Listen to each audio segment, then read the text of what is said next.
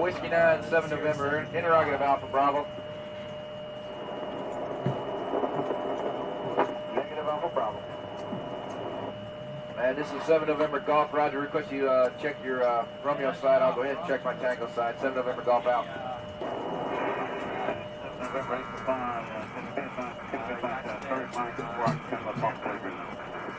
And 8 o'clock, 7 November, say again. 7 November, go. I copied a while ago, 1 Charlie transmission that my thing used,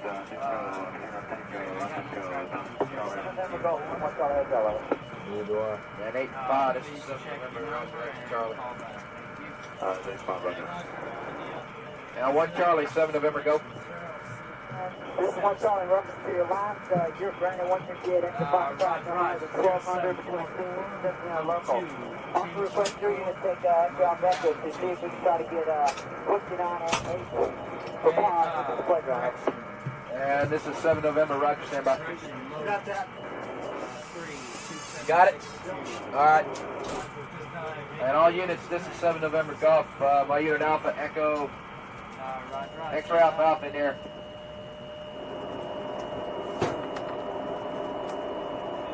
One Charlie, Alpha Bravo. Hey, I never took a dip. I forgot to take a dip. Whiskey 9, 7 November, interrogative Alpha Bravo.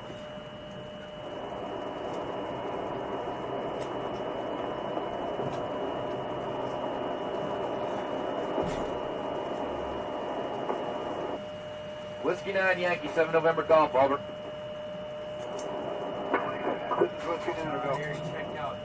Whiskey 9, 7 November, interrogative Alpha Bravo. Whiskey 9, Yankee, 7 November Golf, over.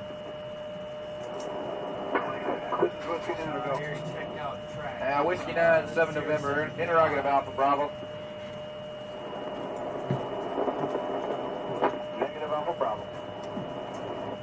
And this is 7 November Golf. Roger, request you check your Romeo side. I'll go ahead and check my Tango side. 7 November Golf out.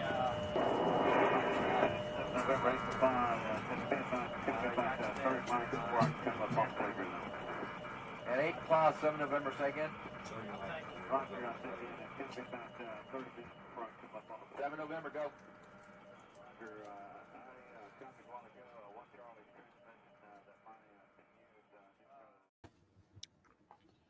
Hey, thanks for making it to the live event. We are streaming this on multiple channels, as we always do, to get the word out to as many people as we can. We appreciate every single one of you making it onto the live event here. And the one thing I want to say is there are many different pieces of legislation introduced. There are changes that are happening. And quite frankly, it's not all doom and gloom. There are some really good, solid pieces of legislation that are putting more money into veterans' pockets in the event that they make it all the way through the process. And that's some of the stuff we're going to talk about here today. We brought David Piatek on from VA Housing Education. Thank you so much for making it, David. We really do appreciate you. We're streaming on the CivDiv, Veterans Daily, David's channel, VA Housing Education, and Veterans Infotep. If you are not subscribed to all of those channels, look, it doesn't cost a nickel. It helps to spread the word. If you're watching this, we appreciate all of your support more than you know, and way more than Clay ever talks about.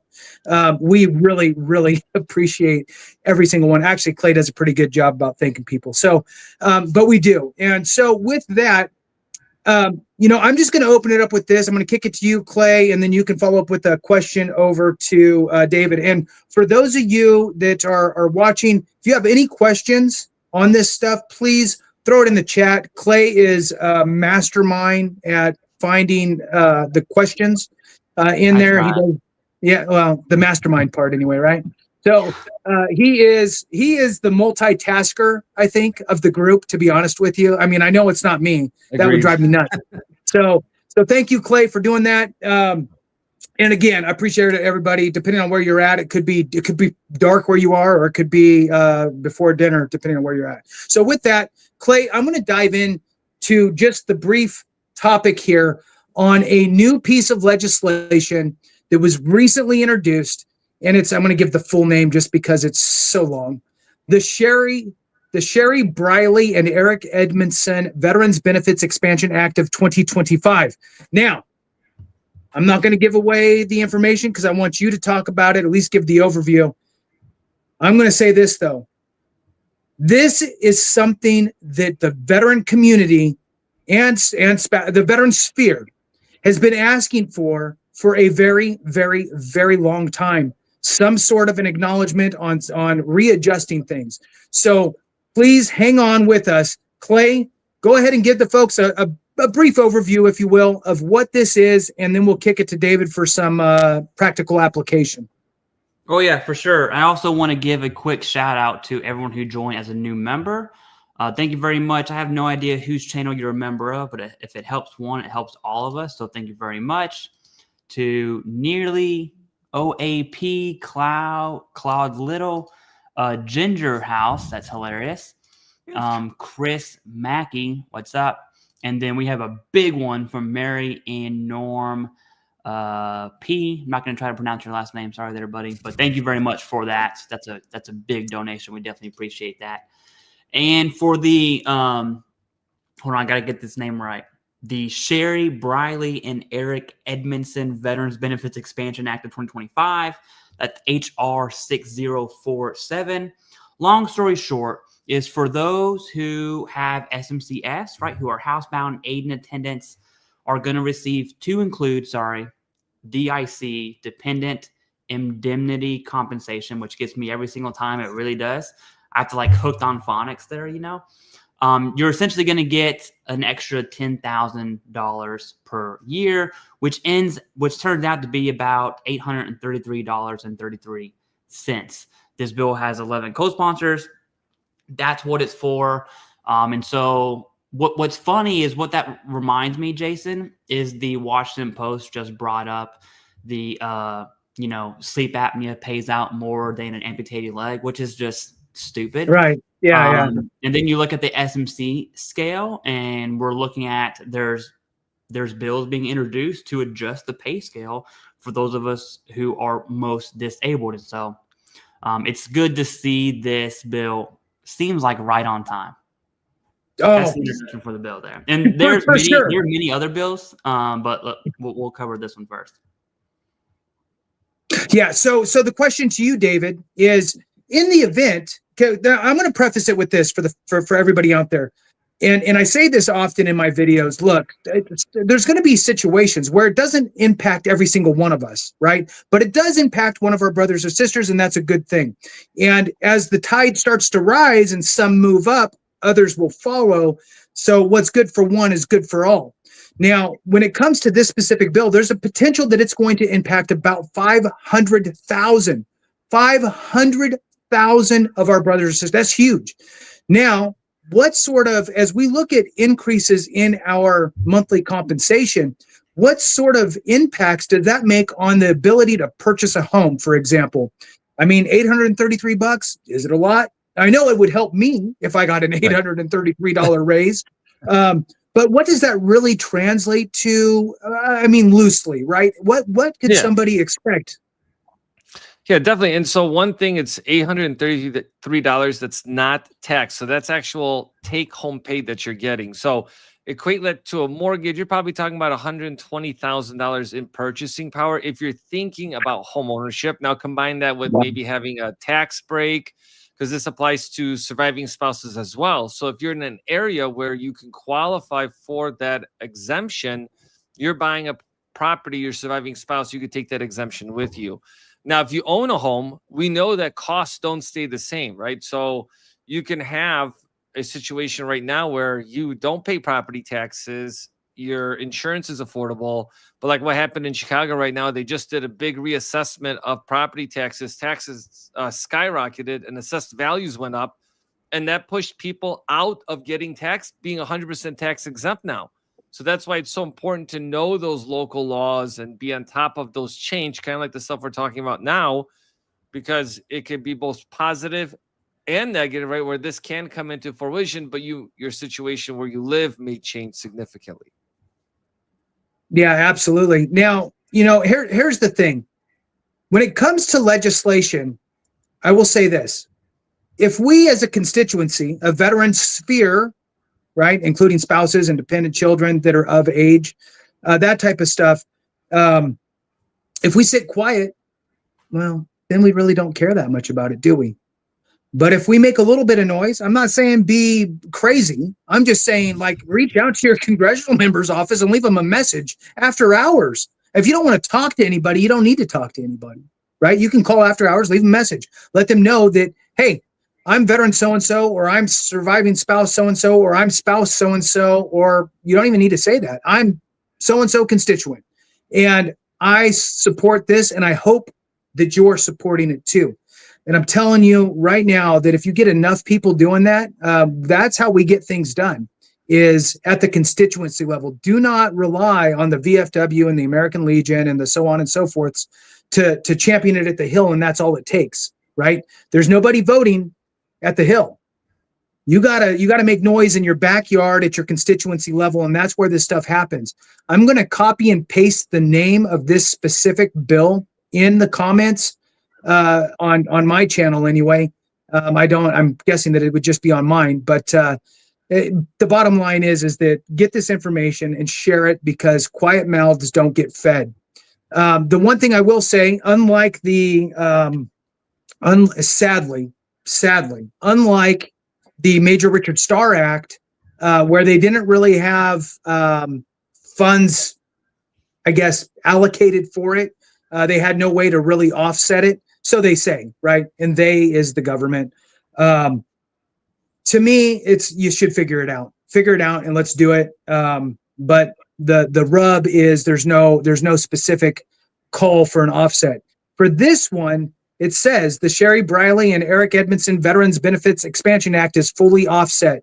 And that is directly from the House Committee on Veterans Affairs website. How are they offsetting it? Don't know.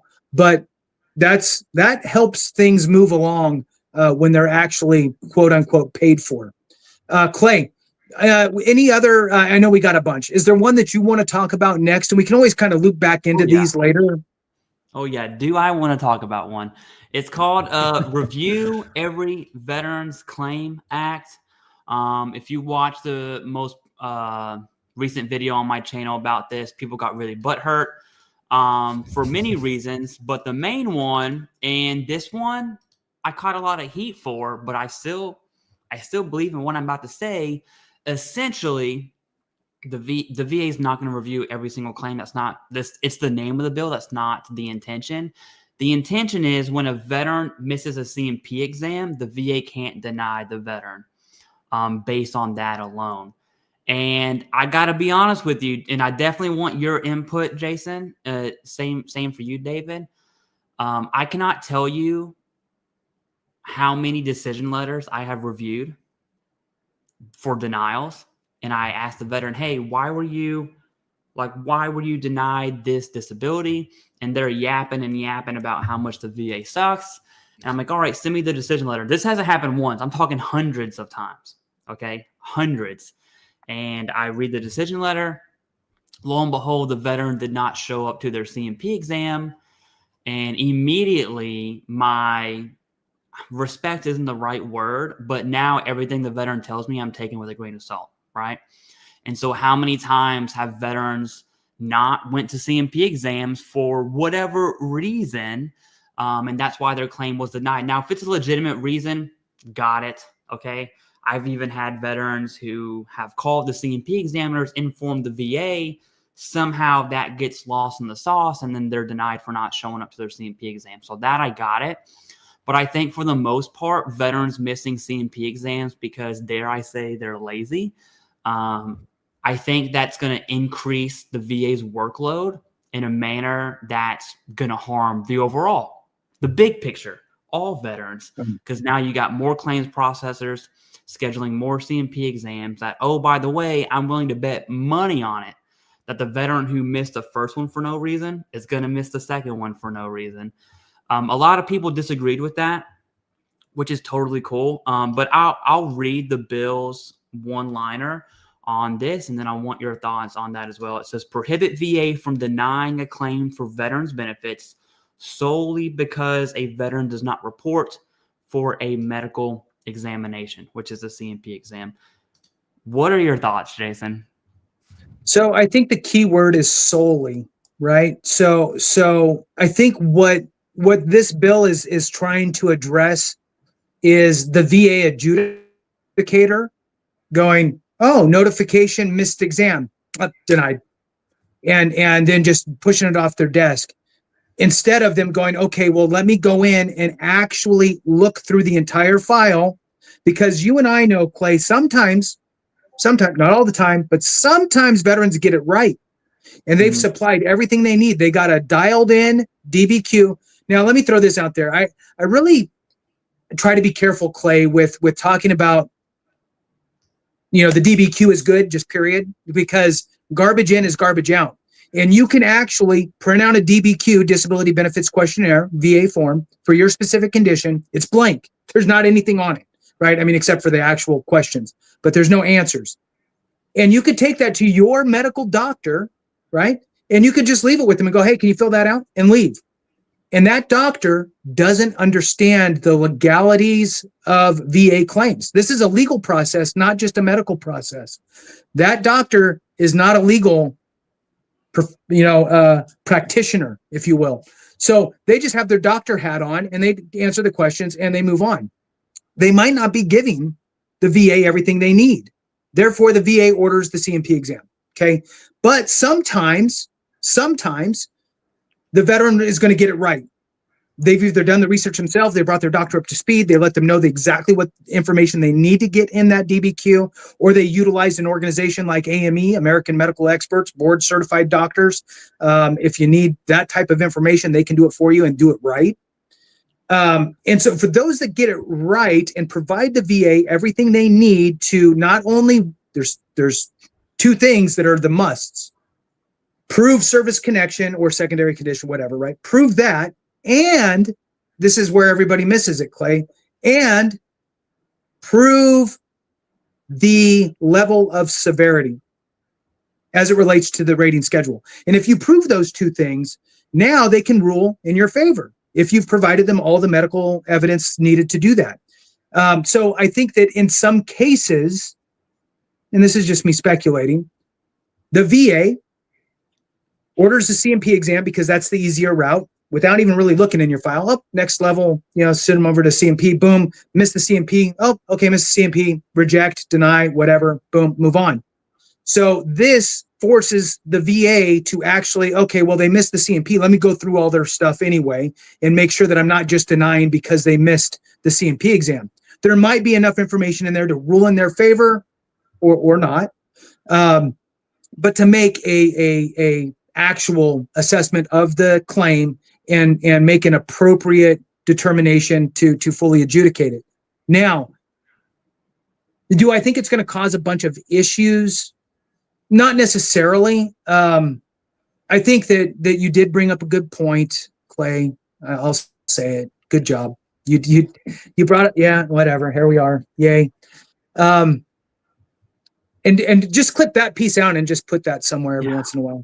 So yes, veterans need to do better, right? And actually treat this whole process like a legal, like okay, you show up or it's just over. And don't think that the VA is going to help you through it, and make it easier and coddle you through it. It is a battle, and you need to be prepared for that battle to get through it. To get to the other side where you can kick off your boots, right? So don't take your boots off during the process. Take them off after the process. So I think there is some of that. I don't think that it's going to cause too much problems. I think it's going to stay. You missed the CMP exam, hopefully, and I'm not sure, Clay. I'm going to kick it back to you with this. Let's say somebody misses the CMP exam. The adjudicator, right, the rater, they're going through it, and they determine, well, I'm going to deny you because you don't have everything in there. Are they going to work to reschedule another CMP exam, which then that goes, they're going to miss the next one too, right? What is the process there? Do they just have to review, but they could still deny, or do they review and then they have to actually schedule a second attempt of a CMP? Do you know the answer to that? We'll have to see how the VBA interprets the That's what law, I hate. assuming this passes, because Right. not every time. I mean, look, the Board of Veterans Appeals wouldn't exist if the VA interpreted the law correctly. Correct. So it's hard to say.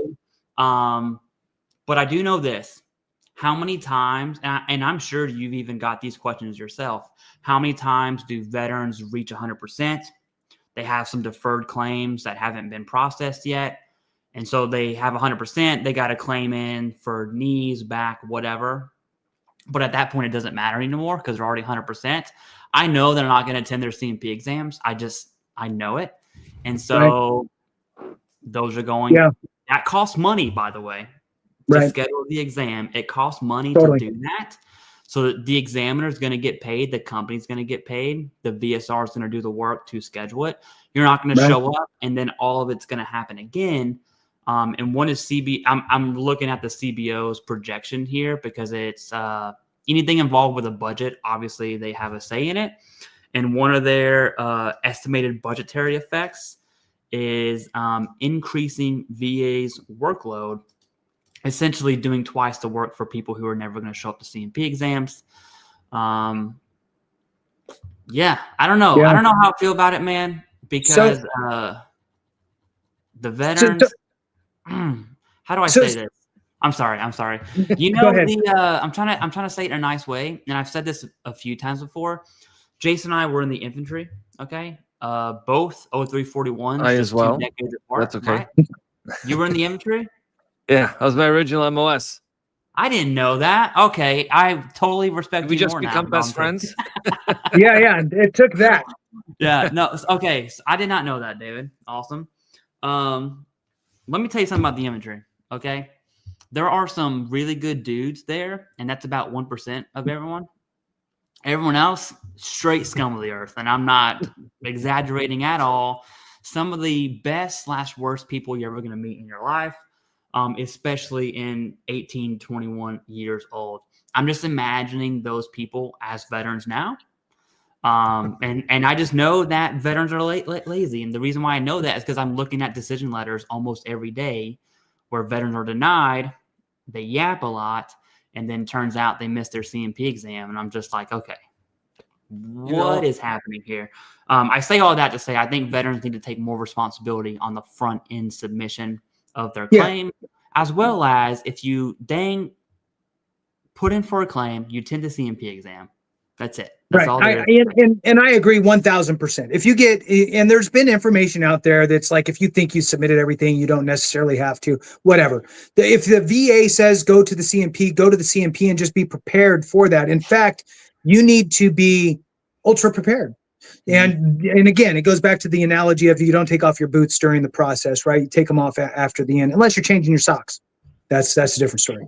So, but here's my interpretation of it with regard. There's other things in this bill, but this is kind of the big meaty part of it. Is this the prohibition of denying the claim solely based on the missed medical examination?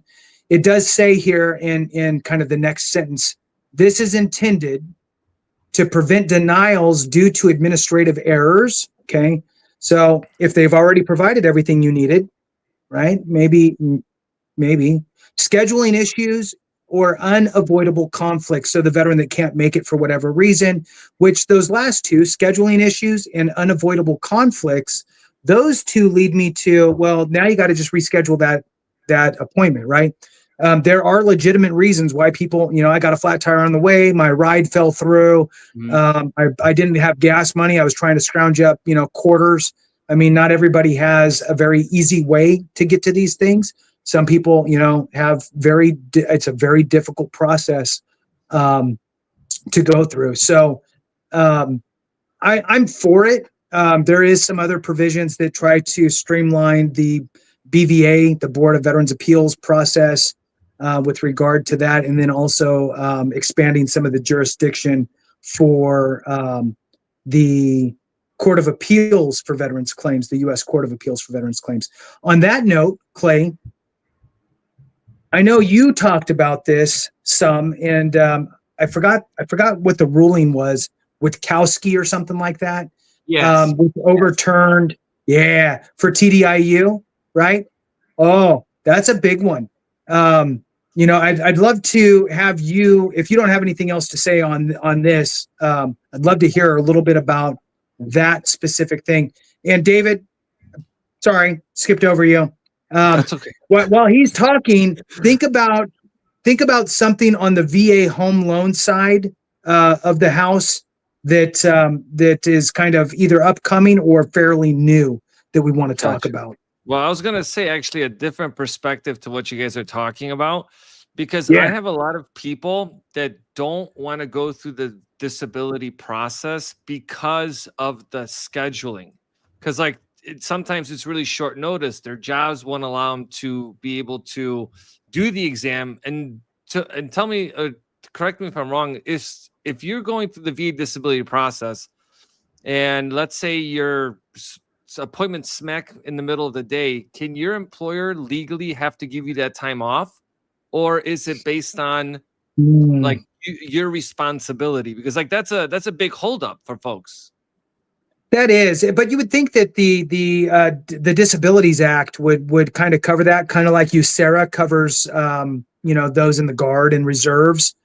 You would think that the American Disabilities Act would allow for that, since you're going for a quote unquote disability. I would think that they would allow for that. I mean, it's a medical exam like anything else too. So I mean, there's also that aspect, and you shouldn't have to divulge very much because of all your HIPAA laws. So I think you're pretty protected. Even if you just said I have a doctor's appointment, you know what I mean?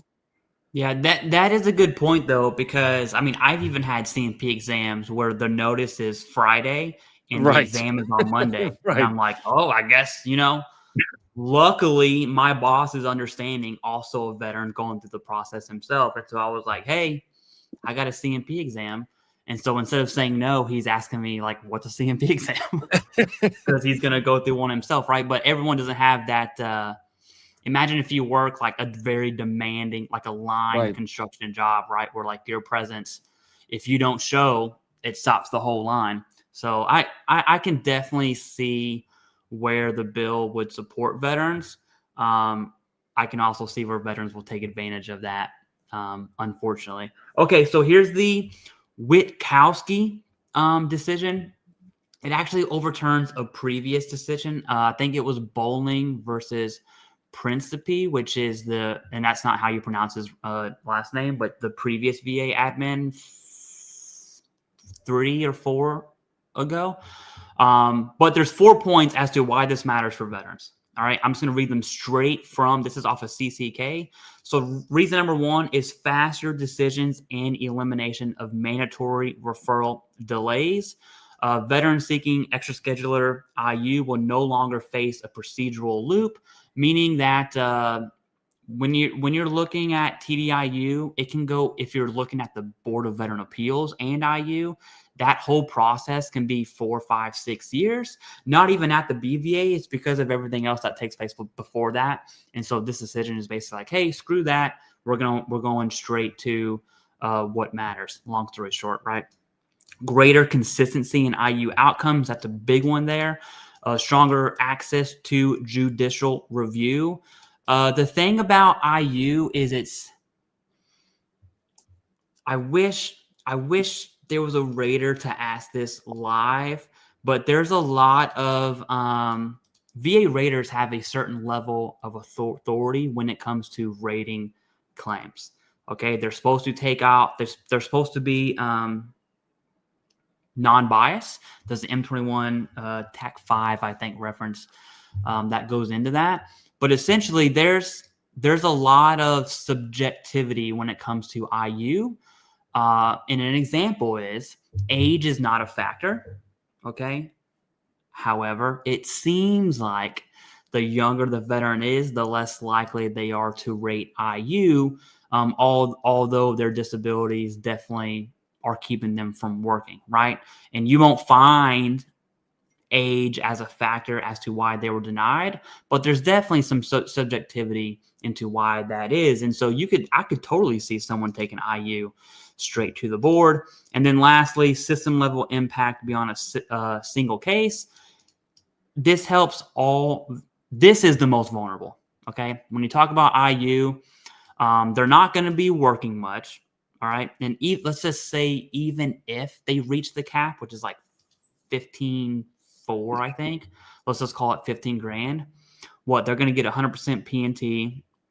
Let's just call that 50,000 plus 15 grand. That's 65,000 a year. You know, you're not having a good retirement. Let's just be real here, right? You're squeaking by, and it's the least we could do, the country can do, for what I would argue the most vulnerable of the veteran population. It's those on IU and those on pension. Pension's even worse. But yeah, it is a big win. Okay. And although I'm not the biggest fan of attorneys, there are predatory firms out there, make no mistake. It is good to see a law firm like take cases to the big leagues, so to speak, and make actual change. And that's what we saw CCK do here pretty recently. So it's a big win. Yeah. Any thoughts on that? And real quick, the big thought here is, and it goes back to what you said earlier, which is interpretation, right? So things get passed, then the VA interprets it, and then they apply that interpretation. Mm-hmm. And that's what happened, right? And then in this one, what made the change happen was the language in this specific ruling pointed out that the VA, were referring to the decision board, which is an internal board within the VA, and they were interlinking the board from veterans, the Board of Veterans Appeals, interchangeable with that, and really they're two separate entities. And really, the rating board internally had to have this kind of a look where the Board of Veterans Appeals could make their own decisions. But the VA was forcing the board to get this second set of eyes on TDIU claims, which then made it be a longer process. So it really is shortening up the time frame. But I do want to throw this out there real quick. It's about getting it right the first time so you don't have to deal with the board, mm-hmm. right?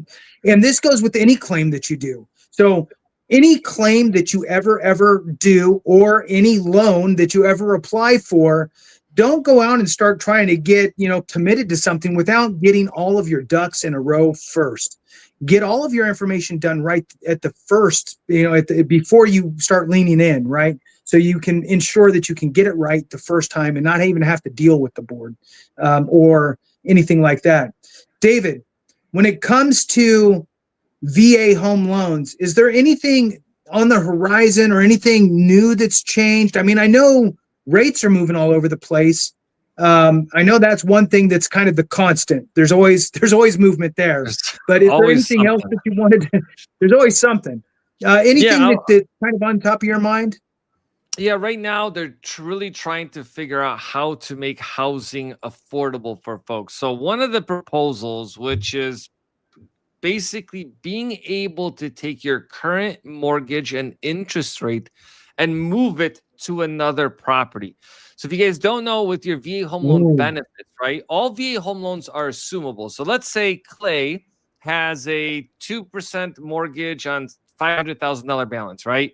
And he wants to sell his house for $600,000. I can come in and say, Clay, I'll give you 100, but I want that 500,000 2% mortgage. I can actually put my VA loan benefits onto his property, and then he in turn could free up his VA benefits and buy another property. That's great for buyers, but not great for sellers. So the proposal would be is that Clay would be able to take his $500,000 mortgage at 2% and take it to another house. So they're basically wanting to free people up from being locked in to not selling their home, because a lot of people are looking at their mortgage rates and going like, well, I can't afford to move. I can't even downsize because my mortgage payment's going to be higher than what I have now, right? So that's kind of like the idea behind this for them to be able to transport that mortgage, which is something people have been asking for a while now. So it's still the idea phase. It's complicated because you have different servicers, you have all these mortgage-backed securities. How everything is tied together is extremely complicated. So we'll see how it turns out. I got some home loan stuff I want to ask David. I already have my answers on that one. What are your thoughts on this 50-year mortgage idea? And I want to make this clear to everyone. The thing that David just talked about, hasn't been introduced. It's just an idea floating around. Same thing with President Trump talking about 50-year mortgages. Yep. Now, I'm going to give my 2 cents first, okay? Because I'm really big on not having debt. First of all, I don't understand any of this, but what I do know is that when I hear a 50-year loan, it makes me like cry inside. I'm like, no, why would anyone ever do that? And so my question to you is, what are your thoughts on that? And then who would be interested? Who would that benefit for a 50-year mortgage loan specific to the veteran community? So it's kind of a loaded question because recently I did a video on it and I was like, nah, it's a completely bad idea. But the more I think about it now, so if you're 30 years old and you get a 50-year mortgage, you're going to be like 80 years old before you pay off that mortgage. Okay, that's number one. But the reality is that most people move or refinance between the 5 and 7 year mark. Did my video go out? Yes. It did. All right, I'll turn it on after I finish my comment. So essentially, like you have the ability to get a lower payment by doing a 50-year, even though you know that you're not going to really leverage the full 50 years. So it could be a temporary solution. I'll work on fixing my camera. What are your thoughts on the 50-year mortgage, Jason? So here's my thoughts. The average time that a person owns a home is 7 years. So there's that. We like this idea that you buy a house, you stay there and you never leave, and you retire there and you pay it off and then you stay there till you die. But that's not the reality. That's how life was when you were born, but not anymore. Right. Yeah, sure. So I think that there is something to be said about that. You also have to understand that there are and there have been interest-only loans where people just pay the interest. Their loan balance never goes down, but they're making interest-only payments as an option. There's also reverse amortization loans. There's all kinds of different products out there, and really you got to look at it as a tool. So I think that I'm all for more options, personally. More options, the better, but you have to be educated and be smart with what you do. And I get it. I mean, you can say, well, let's put these guardrails up and make it this big and only everybody can get 10-year loans and that's it. But that's a very, condensed situation, right? So opening it up and letting people make their informed decisions, I think is probably the appropriate way. I think these two things are kind of true, or at least that's what I feel like. I feel like the housing market has done this and income has done this. So they're both trending up, but there's a gap. And over the last 30 years, that gap has gotten bigger. So how do you make the house prices go down? Well, that's a tough nut to crack. Okay. And it's a slippery slope because you don't want to crash the market either. So opening up a 50-year mortgage kind of can open up some home ownership opportunities for somebody. Let's say that now a 25-year-old buys the house. Sure, they got a 50-year loan. Let's use the magical world of it's going to stay there, which isn't most likely not going to happen. But fine, they're 75 when it's done, right? So I think that when it comes to supply and demand, you're looking at the amount of homes in a geographic area. If there's less homes on the market or available than potential buyers, you're going to have a push on values, pushing them up because people are fighting for these homes. Now, at the local,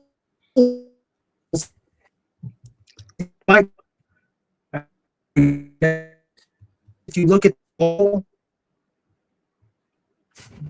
the local area, like your city, your county, even your state, there's going to be different laws and different things in place that only allow so many new homes to be built, so much development to happen, and it's can stagnate the market, especially if you have a transient population that's moving here or there. If you have a cap on how many houses can be built, but you got a bunch of people moving there, well, now the house prices are going up, right? So it's not as easy, I think, as people would like it to be. So I think a 50-year is just an option. And personally, I'd rather see a 50-year than a fixed adjustable, personally. Yeah. I'll add to that too, is that I just thought of it when you're talking about that, Jason. You know, every time we say that, if you're waiting for rates to drop and rates drop, what happens to the housing market? Values go up. And I think that actually the same thing is going to happen here. As soon as they make things more affordable, they become more competitive. And then being more competitive drives that price up. So I think from a long-term perspective, you know, you can almost have what's called like a pick-a-pay loan. And I don't know if you guys remember that. It used to be like you could make a 1%, 15-year, 30-year mortgage. But here, right, and someone brought this up in an event I did not long ago, is that if you take out a 50-year, I wouldn't go into it thinking this is my monthly payments 50 years. You should be trying to hit a 30-year mortgage payment, or even at some months, let's say maybe a variable income, try to hit the 15-year mark. So that way you're making extra principal payments, bringing that mortgage down faster. Because I'm with Clay, like, you know, you want to pay things off as fast as possible, but it's not for everybody. Don't stretch your budget, because like if you're stretching your budget to go to a 50-year, you might start running into some problems at some point. Okay. Because remember, housing costs go up over time. You still got to maintain a property. You have taxes. And sometimes you could go from being exempt from taxes to paying taxes. So all things to consider in this journey. What it makes me think of, this is going to sound mean. My little sister's an idiot. Okay. She really is just an idiot all around, especially financially. Financially, it's like double idiot space. And I can see her right now being like, oh yes, a 50-year mortgage, you know, it knocks a few $100s off my payment. We're doing that. And you know what? I'm going to pay extra each month, and she's going to believe it. And there are millions of people that are going to believe that they're going to put extra principal payments. And you know what happens when the first of the month rolls around? They don't do it. And then they're like, oh, I'll do it next month. And all of a sudden you're 6 years into this home. You haven't put a single extra payment. And it's just it's a human behavior thing. And I can really see veterans not managing their debt well. And then all of a sudden you're going to get those spam ads of, you know, veteran debt relief or whatever, which is all baloney. No one's just going to wave a magic wand and make your debt go away unless you die. But yeah, those are my thoughts. I can't stand this thing. I think it's stupid.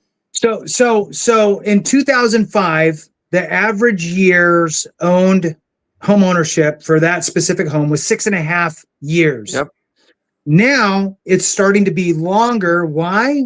Not because people are smarter. It's because they can't afford to leave their 2.5% interest rate. Right. So they're stuck with their house. Right. So now it's about 11.8, 11.9 years. Right. Because they bought and they got this low interest rate, or they refinanced into this lower interest rate. Now they're stuck. So now what's going to happen is the people that are buying today, right, or 2 years ago, 3 years ago, right, we're going to start to creep up on that 6-year, 7-year thing again. Because if interest rates start to drop down, they're going to go, well, I don't like my house. I'm going to go buy another house at a lower interest rate and be the same payment but better house, maybe, right? So we're going to see those numbers of home ownership dropping back down. And so what I want to focus on here is the idea that it's sub 10 years. And really that first 5 years, you know how much you pay toward the actual principal is, even if you have a 30-year fixed, it's very little, because it's not a normal interest rate like a car loan interest rate. It's not simple interest. It is amortized. And because it's amortized, The beginning of your payments are all interest, and then as you go down toward the end of your loan, then you're paying hardly any interest. And the other one goes this way, which is little principal goes up to a lot of principal over that 30-year term. Nobody likes to look at those numbers because it just makes you want to throw up. But the reality is that first several years, you're not paying down much. So if it's your first home, you're single, or you're married with no kids and you're buying a 2-bedroom, well, who cares if it's a 50-year? Because you're especially dependent on where you're buying, right? If you buy in an area that has a higher value increase than in the middle of Montana somewhere, you're buying in some area that has, a historical higher value equity buildup. You're not trying to pay down your house to get equity. You just need to hold on to your house to get equity. In theory. Yeah. In theory. I mean, it's all this, right? I mean, some people you get lucky, and some people don't. Some people had to suffer from the 07-08 fiasco.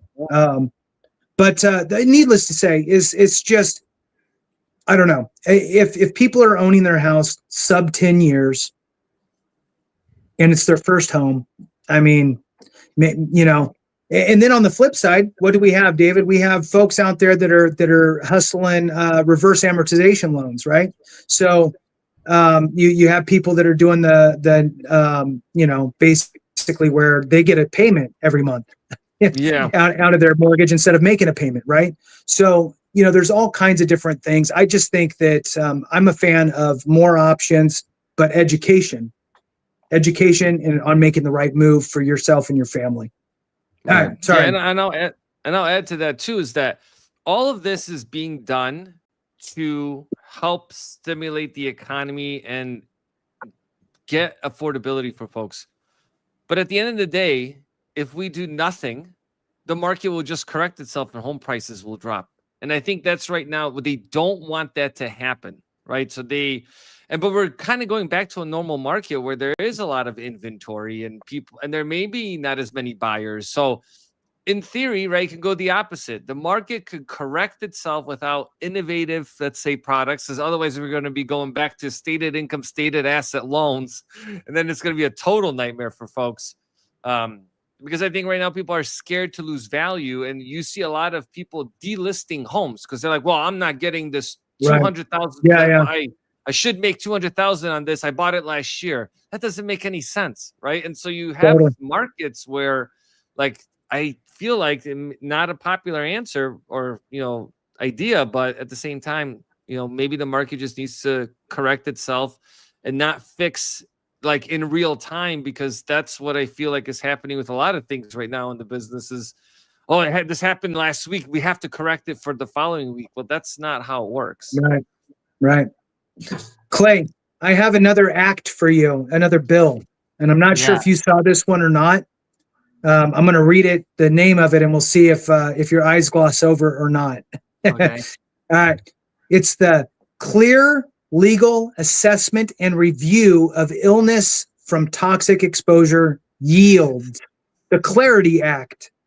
Is so that basically the secrecy of VA studies thing? Yeah. Nice. Okay. I don't know how I remember that. That's pretty good. Yep.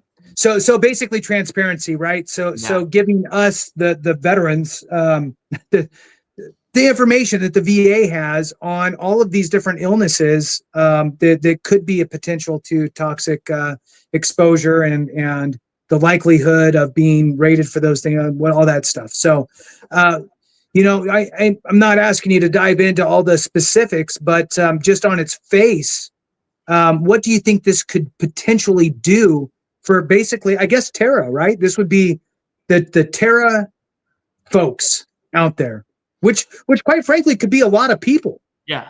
There's more Terra people out there than there are PACT Act presumptive people out there. Because Terra includes, if you are a veteran alive right now, more likely than not, you've been exposed to something. The Navy had a huge asbestos problem, still has an asbestos problem. Not to mention things that are stored on bases that were like Agent Orange being stored on bases, right? That's not presumptive, but you're still being exposed. And so Terra goes out to like Bosnia, Kosovo in the 90s. That's another Terra place there. But I think this specifically, if I remember, a big part of it is for the Area 51 veterans and the atomic veterans when it comes to VA research into potential exposures that could lead to presumptive conditions. Now, the reason you'll see Mark Takano, that's why I know about it, is because of Rep Mark Takano, who, by the way, is anti this administration, just heads up. The reason that matters is because his media is really amplifying Area 51 right now specifically. And then we also see the Trump administration, like it or not, completely irrelevant. They actually took away a condition on the presumptive for the PACT Act. It was male breast cancer, very, very small impact. But it is the first time the VA has said, you know what? This used to be a presumptive and now it's not. And so you look at, there's definitely some politics happening behind the scenes, but the fact of the matter is they're not being transparent. Okay. And I would argue no one's being transparent right now, but I don't know if the Area 51 and the Clarity Act are the same thing. I think it is. But yeah, that's kind of the under the hood with that. Yeah. And so again, like with anything, if it's something that you think, which I mean, there's nothing negative about this, right? There's no way anybody should go, yep, no, I'm not for that.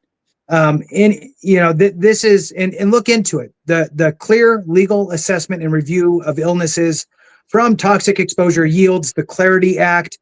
Again, if we don't talk about it and we don't reach out to our congressional members, we don't care. Reaching out to your congressional member, even if you know that they support it, you should still reach out and say something. Why? Because it lets them know that you're paying attention. And that is worth its weight in gold. And if you get your family members on your left and right to make phone calls too, or to send emails as well, it just helps to amplify that message. Any other, I know we're running short on time now. Are there any other... Yeah, good. I got one. I think it happened yesterday, and we had a comment on it. It either happened yesterday or this morning, where President Trump signed GI Bill benefits for veterans discharged for refusing the COVID vaccine. And so, real quick, if they served a year or 2 years, I think the full GI Bill benefits is 3 years. Don't quote me on that. That's from memory. But those veterans now have their full GI Bill, which, hey, if we want veterans to get back to work, that's a slight dig there. If you know, you know. Education benefits are going to be huge there. I'm curious as to what their VA or access to VA compensation is. That's not something I've looked into. I assume it's a small amount of veterans. But, yeah, I think it's a big win for all. That's huge. And I think that as far as them with VA benefits are concerned, if they didn't get a dishonorable discharge, right, then they're highly likely, if they have specifically direct connected conditions, they're most likely going to. And even if they had to put in, there's two different ways to get a character of discharge kind of update if you needed one.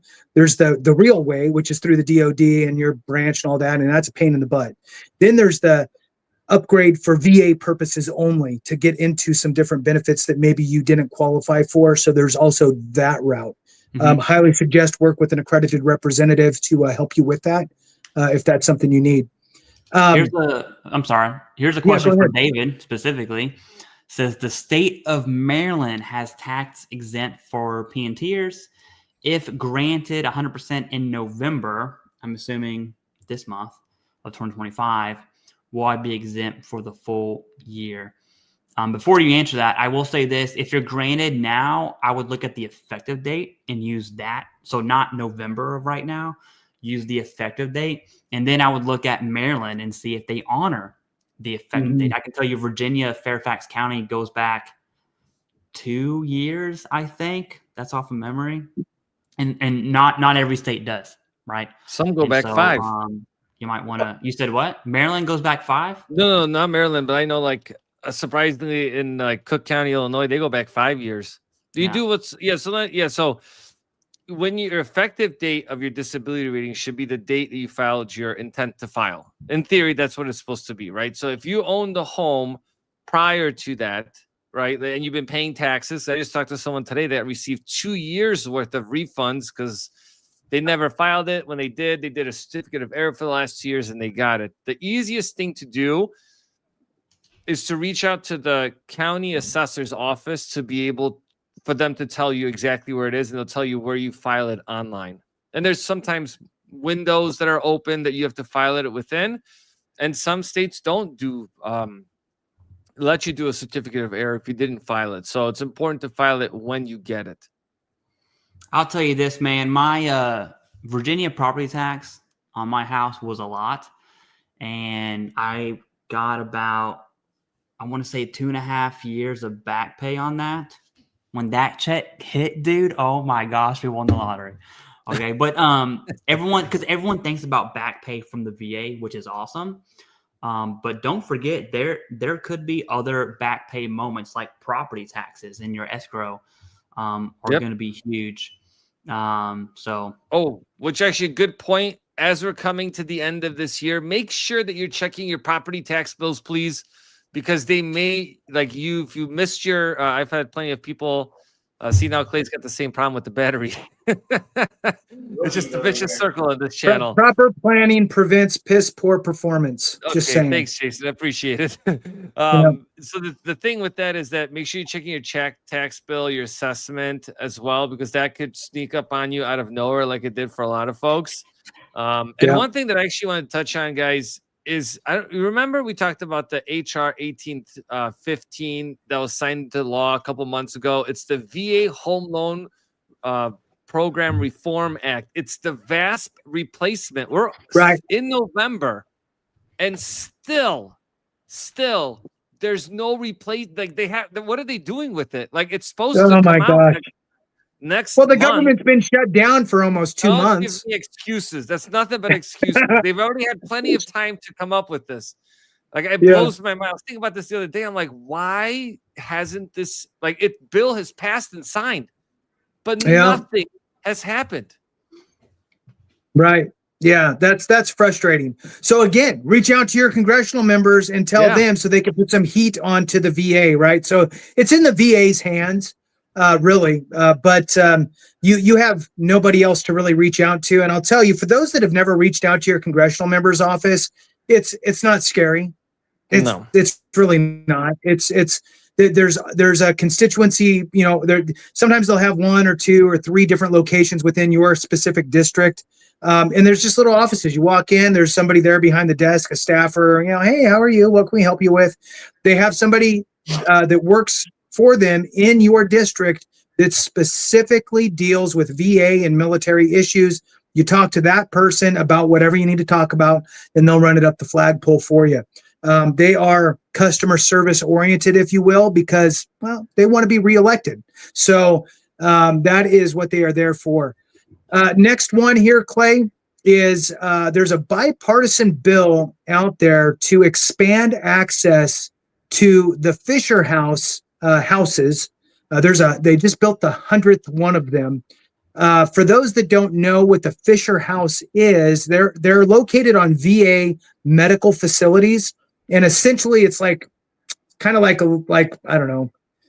They're big houses with a bunch of little living quarters with shared space. And if you are a veteran who needs to have major stuff done, and you're bringing your caregiver and family and all that stuff with you, and you got to go inpatient, they provide that housing, lodging for them, for your family members and care support team, whatever it is, for free.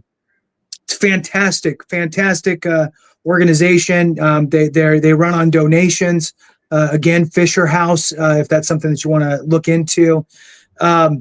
They are looking to expand access to DOD members who are utilizing VA facilities for internal, for inpatient type major. This isn't, I'm going in because I'm getting my blood pressure checked and leaving. This is major things that nobody wants to deal with, and it's hard enough to have to deal with it and to try to look for lodging next to some of these places. It's difficult, and you want your family members or caregivers closer to the facility. This is a great program. So again, they're looking to open it up to certain military and also the veterans families, of course.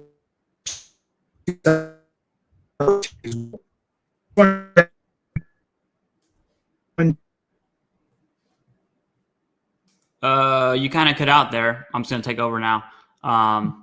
Yeah, I'm back. Lost a few last seconds. I'll tell you this: I stayed in the Fisher House many a times for lots of big personal reasons with my family, and they're awesome. So Fisher Houses are also on DoD installations, and so, for instance, if you're on Camp Lejeune and you go to the Naval Hospital there, and you're there for some serious stuff, your family, relatives, whoever can stay inside the Fisher House. And yeah, it's like a community home. If you know what the Ronald McDonald House is for like the UNC Chapel Hill Hospital, the civilian hospitals, it's essentially that, except for on DoD installations. And then they have the same equivalent for the VA. And so it's nice to see expanding access to, because if you're in the Fisher House, just to be real with you, your life sucks, and it's just a very hard thing. And who wants to fork out money for a hotel for a month and a half? Because if you're in a Fisher House, you're there for a while, right? Yeah. And so who wants a $100,000 hotel bill for 3 months? It's like insane. So, but hey, you'll get some nice Hilton points if you stay at Hilton. So yeah, I mean, all in favor of that one. We have about 10 questions if y'all want to do a rapid fire, and then we can go ahead and end the stream if that's cool. So first off, can the VA lower your rating? The answer is yes. However, it's not, the VA is not out here lowering. The reason you ask that, I assume, is you're implying the VA is just out here doing whatever they want to lower ratings. That's not the case. You have your 10, 20-year rule. The 5-year rule is basically a bologna sandwich.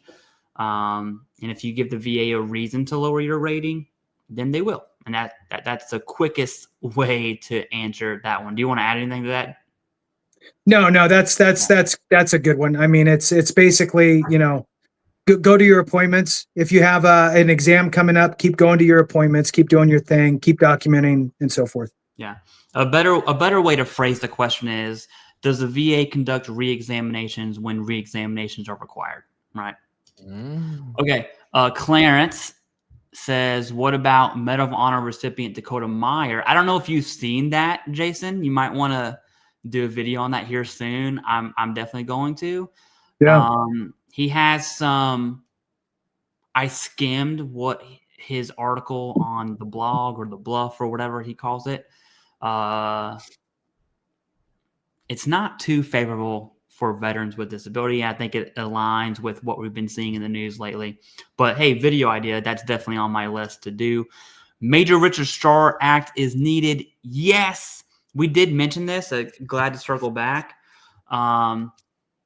One of the, and you explained it well, Jason, where the funding isn't present if that were to pass, and anything that requires funding right now has like the attention of everyone to say no. Long story short, another thing with the Major Registrar Act, the number one reason, I forgot what his name was, but someone denied it to go to a vote. His number one reason was that it would be considered double dipping, which is really a weird argument because we're talking about people with no legs, like literally. You did 30 years, you got blown up in Iraq, and you have no legs, and you're medically retired. That's who the Major Registrar Act would support. And you're looking at an offset of about $1,200 to $1,300-ish, right? Because they still get their retirement. And you look at not double dipping, yet a 20-year retiree at 50% or higher has CRDP, which is the quote double dipping. Anyway, so those are my thoughts on that. I don't think it would have passed even if it went to a vote, but the argument for double dipping to not give it to a vote is just a slap in the face, right? At least Agreed. that's what I would argue. Yeah. I'm 100% PNT. How hard is it to get a home loan? Ooh, that's a loaded question. It depends. If on your financial picture, if you good credit, no debt, super easy. But I wouldn't disqualify yourself. Schedule a call with me. You can go to vahousingeducation.com. You can go to my YouTube channel, VA Housing Education. Schedule a call with me, and I'll go through it with you because there's a lot of different options. I mean, some veterans can qualify up to, I think the highest purchase price we qualified somebody for just on VA disability was $1.3 million to buy a multifamily home, but they had the reserves. So it's possible. And by the way, they wouldn't have a mortgage payment. Yeah, there's so many factors into There's so many factors. Yeah. getting a home loan, and the biggest one I would say is what area do you live in, right? Because if Yep. you're 100% PNT where I'm from, which is middle of nowhere, Kentucky, oh, you're good. You're good. If You're living you are large. 100% PNT and where I live now, which is 8 minutes south of DC, you're not good. In fact, you're poor. So it just depends, Another one. Good day to all. David, would you know the projected VA loan limit for 26? I know currently it's 806,500. I think I heard it may go up. Good question. So it's projected to go up to 819,000. Now, not to confuse people. So what this is referring to, so if you don't have an outstanding VA loan, you could buy a $5 million place, no money down all day long, providing you qualify and eligible. Okay, there's all those things. But if you can afford it, you can buy it without any money down. This only applies if you have a VA loan and you're keeping that VA loan. So you want to have multiple VA loans because you can have multiple VA loans. You can take your current property, turn it into an investment, and buy another one. This affects your total entitlement, but that's like a whole video, and I have a video on that. Yeah. Another reason why I think veterans should pay off their homes specifically. Yeah. Because you're getting access to more of your VA home loan if you want to own too, right? And I know if you don't spend that money on debt, I know it's going to a bag of chips or whatever, whatever our nasty bodies want to consume. So just spend your money wisely. Although I do like me a good bag of chips. I'm 80% unemployable. We have 3 questions left. Gulf War vet. I've been extremely sick for 35 years. That sucks. Hate to hear it, dude. I'm afraid they will, because of this admin, somehow take it away from me. Okay. I've done multiple videos on this. I think Jason has too. The IU talk was from some CBO projections, like I think 7 years ago. Somehow that's made its way back up because we see that same administration, and then you have Russell Vogt on the OMB. So I get where the sentiment's coming from, but I want to be very clear. Okay, IU is not going away. And even, let's just say, even if it does, okay, it would be for everyone else, right? Meaning all the future veterans. So same thing for sleep apnea. If sleep apnea were to change from 50 to 0, which by the way is going to happen, it's going to be for everyone else, right? So your sons, your children, your grandchildren, they're not going to be able to claim sleep apnea and get 50%, right? And so anytime something happens where there's a financial change, Congress knows, the VA knows that people rely on those benefits for 35 years in this case. You're going to be safe, dude. So I hope that gives you some peace. I know it's not, because we all have crazy anxiety. I hope you can take the word of a YouTuber. Okay. Hurricane 1031 says, also a member, thank you very much, says, what are the requirements for IRRL refinance currently 6 months into my current VA mortgage? So one of the biggest benefits of using your VA loan the first time around, one, saving a ton of money by not refinancing it out of a conventional or FHA loan, is being able to utilize the interest rate reduction refinance loan. The requirements are you have to be on time with your payments. You have to make 6 mortgage payments, and you have to wait 210 days to close. So after the 6-month payment's been made, you process the loan over the next 30 days and you can close. You have to save at least 0.5% on the interest rate, and you have to recoup your closing costs within 36 months. That's normally going to be lender and title fees. That's not going to include transfer taxes or escrow. So you really have to be careful with that because you may have a expensive area that you're in. I have And a then question on once that. Let's say you yeah. close, I'm just going to use January 1st for simplicity. Let's say you close January 1st, but your first payment isn't until March 1st for whatever reason, which by the way is I love when that happens.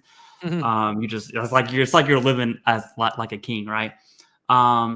Is it 6 months from March 1st of your first payment, Correct. or is it 6 months from the close? No, you have to make full 6 payments. Some people get clever and they'll be like, I'll just make 2 payments in 1 month. You can't do that. You got to wait the full amount. And then if you're interested in that, schedule a call with me, check out my YouTube channel, and then I can help you through that process. But that's a good question. But hey, I am a fan of paying that mortgage down faster. So go ahead and Yes. make that second payment. But yeah. What? Go ahead. Oh, no, I was going to say, it kind of leads to that second question. Just someone asking, like, sometimes I look at these guys and I'm just not the biggest fan of them because I'm like, hey, we're not saving much. Someone called me today and they're like, I'm saving $50 finance house. I said, no, don't do it. Let's push you into stuff. Like, that's not what we're just trying to look at this stuff logically. If you're saving $56 a month, why are you doing this? And the cost was like $9,000. You can't even do it. So, but like, that's what they proposed to this guy. And I looked at the documents. I was blown away. So there's no changes for Earls coming up next year. The program is already great. I think some people are really holding off with interest rates. And I don't know if you guys noticed, but when the Fed dropped the rates the other week or a couple weeks ago, guess what? Mortgage rates went up because you're going to see that. When you're going to see the Fed funds rate dropping, that means people pulling money out of bonds and putting them into stock markets. In order to make investors bonds attractive to investors, they have to raise rates. Now, there's a proposal, and I think it's crazy, but they may go back to doing quantitative easing. That will be COVID era shenanigans where all of a sudden, out of nowhere, rates will drop 100 basis points overnight and stay that way. That's because nobody knows what basis points are, David. Yeah, I just. so I'm sorry. Sometimes I get into that zone, but yeah. So 50 basis points is 0.5%. 100 basis points, it's 1% on the rate itself. But the irony is that these bonds are being created. You're borrowing money with these bonds, and then the government's coming in and buying the bonds. So like they're buying their own money back. So it's kind of interesting. But if they do that, that will be a game changer. And hopefully it's something that's temporary. Obviously, like all these ideas, it could backfire significantly because, again, home values may go up again. And then we're going to be sitting at even higher values, less affordability. So, but where people will take advantage of it, just like during COVID, the people will reap the rewards of buying a home and then refinancing it like almost everybody does. This is the last question, and we'll go ahead and end the stream here. So Rocky Mountain Technical, thank you for the donation. Don't know which channel it's on, but if it helps one, it helps all. So thank you very much. Says, can MRI reports that show spine issues be used as a diagnosis, or do I need a doctor to diagnose me? I need that to get a Nexus letter. If you have an MRI that shows something clear, that is a clear diagnosis, and that is the evidence that you actually want to submit to whoever's doing your Nexus letter. I would argue without it, you probably have a poor Nexus letter. All right. And so if the evidence and an MRI is, let me do a visual here. MRI evidentiary probative weight, let's say that's high, is much higher than you saying my back hurts, right? And so that is exactly what you want. And a ton of veterans can't get an MRI because MRIs are expensive. And a lot of primary referred cares within the VA will kind of kick that can down the road to say, hey, let's just put you on physical therapy without doing an MRI, right? And you see that all the time. And so I'm just happy you have an MRI to begin with. But yeah, do you want to add anything for that, Jason, and then go ahead and close us out? Yeah. So the MRI, like you said, it's huge. It's anytime you could put a picture to something and say, this is the issue right here, it's not disputable at all. So it makes it very clear and easy, unless it's blurry, then it's not clear, but whatever. So that is awesome with the MRI. Now, the fact that you have somebody that's going to be putting together the Nexus letter, that means that there's a doctor, because Nexus letters need to be completed by a medical professional, right? Doctor. That doctor is going to put a name to what's in the MRI. So they should anyway, say that this is what I see. So that's going to become essentially the diagnosis is now written into that Nexus letter. Now, the only other thing that I would maybe consider, and I don't know what this is for, but there's two things to think about. When you're filing a claim, there's two goals. Those two main goals are, one, getting service connected, i.e. Nexus letter creates the nexus for service connection. Okay. So that's that piece. The other piece is getting the correct rating. So in some cases, it's just, it is what it is. And the evidence that you provide is just going to spell it out, and you're going to be rated at whatever you're rated at as it relates to the rating schedule. But it's always a good idea to read and understand the rating schedule as it pertains to your specific condition, and understand if there's a little leniency there. I mean, there's weird little things that can really tweak where you fall on that rating schedule. For example, not all, but in some cases, not all cases, but in some cases, being prescribed a medication could potentially move you to a different rating versus not being prescribed anything. So, there's little weird nuances for all of this stuff, but definitely on the right track. MRI, super solid. The fact you have a medical provider that's going to be doing the Nexus, they're going to call it something and put it in there for rating purposes. I would just think about in the background what that condition is, what it looks like on the rating schedule, and make sure that I get that type of information in there as well. With that, thank you for watching. If you're not subscribe to all the channels, we really appreciate you doing that. Hitting the thumbs up really does help. Watching the videos helps. All of this stuff really helps to spread the word, which is really our three goals, is to educate and inform the rest of us. We're all veterans. We've all chewed some of the same dirt. And now that Clay has figured out that David was infantry, they now are it's like brothers all of a sudden. We're basically even more so. Totally. I mean, and the hairlines are almost getting close. Hey, so, I would like to say I am on hair growth treatment as of 2 days ago. That's a separate is channel. it working? When do you find I don't out? know. Maybe in 6 months, I'm gonna do a stream, and you're just gonna see this like. Yeah, you come on competing. Yeah. Well, that's pretty fantastic. If it works, you're gonna have to let people know what it is, because I'm sure there's ones that don't. So, I mean, maybe we sprinkle a little on David, see what happens. Give him a mohawk or something. All right. So with that, from the 90s, with that, thank you guys for watching. We appreciate you very much. Even in the evening here, we appreciate all of your time so very much. Thanks for watching. We appreciate you. Have a great one. And remember, if we don't take care of each other, something went wrong.